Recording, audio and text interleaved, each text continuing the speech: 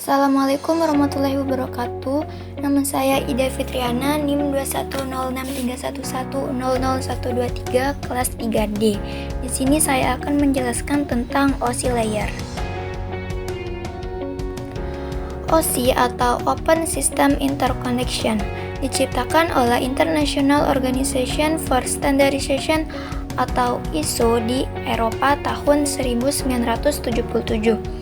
OSI layer berfungsi menyediakan kerangka logika terstruktur pada proses komunikasi data yang berinteraksi melalui jaringan komputer. Ini adalah model dari OSI layer, yaitu yang paling atas application layer, kemudian presentation, kemudian session, kemudian transport, kemudian network, kemudian data link, dan terakhir physical. Pada layer yang paling atas yaitu layer ke-7 atau application layer. Application layer merupakan prosedur penyambungan komunikasi dari perangkat. Artinya application layer penghubung antara perangkat dan sistem komunikasi. Contohnya saat mengirimkan surel atau email, WhatsApp, streaming video, dan sebagainya akan memulai komunikasi dengan jaringan sebelum pesan bisa terkirim. Application layer melibatkan protokol HTTP, SMTP, FTP. Kemudian pada layer ke-6 yaitu presentation layer. Presentation layer bertanggung jawab untuk mempersiapkan data agar bisa digunakan dengan program tertentu. Presentation layer berperan sebagai penerjemah bahasa komunikasi yang berbeda antara dua perangkat komputer, melakukan enkripsi data dari perangkat sumber lalu mendeskripsikannya pada perangkat penerima.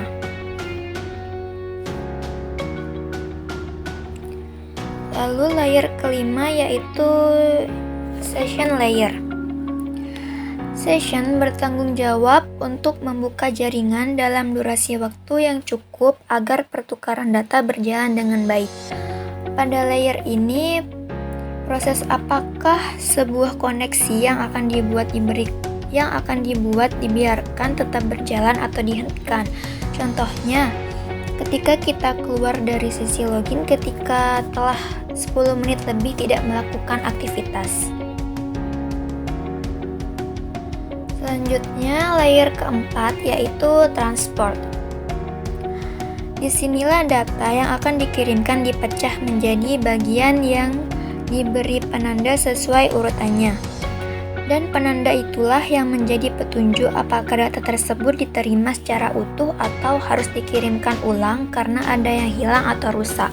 Contohnya, ketika kita mengirimkan email tetapi emailnya tidak terkirim dengan sempurna karena gangguan koneksi, dan kita diminta untuk mengirimkan ulang email tersebut. Kemudian layer ketiga yaitu network. Network bertugas untuk memberikan jalur sebagai fasilitas bagi proses pertukaran informasi antar dua jaringan yang berbeda. Network layer mencari jalur komunikasi terbaik antar jaringan. Contohnya, ketika kita ingin melakukan pengiriman data pada jaringan, data tersebut akan diberikan tugas mengenai di mana tujuannya, jalur mana yang akan dilewati, serta tanda pengenal data tersebut. Kemudian pada layer 2 yaitu data link. Data link merupakan pemberian jalur komunikasi di jaringan yang sama. Pada layer inilah terjadi pemeriksaan kesalahan transmisi fisik, penentuan operasi dari hub, switch yang terhubung.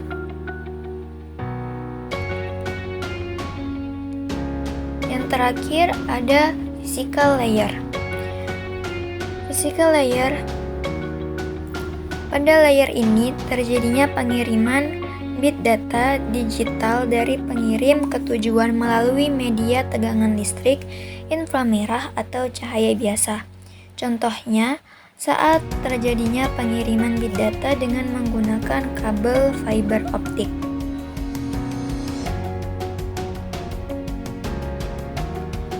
Manfaat dari model OSI layer ini membuat lintas vendor dari peralatan jaringan komputer untuk saling bekerja sama.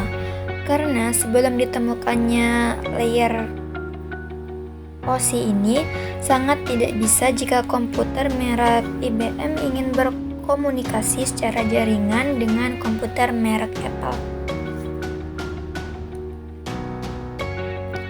Terima kasih, mungkin sekian penjelasan dari saya. Kurang lebihnya saya mohon maaf. Wassalamualaikum warahmatullahi wabarakatuh.